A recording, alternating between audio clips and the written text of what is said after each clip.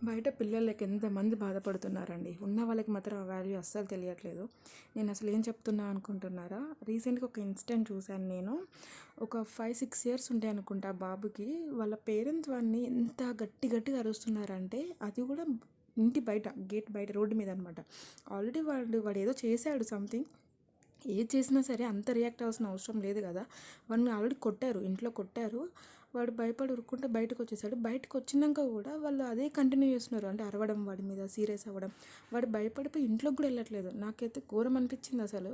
అప్పటికి ఇంటి దగ్గర ఒక ఆంటీ కూడా ఇన్వాల్వ్ అయ్యారు. అంటే ఎందుకు కొడుతున్నారు అని చెప్పి ఆపడానికి ట్రై చేస్తే వాళ్ళ మమ్మీ, నా కొడుకు నా ఇష్టం మీకెందుకు అన్నట్టు రివర్స్ అయ్యారనమాట.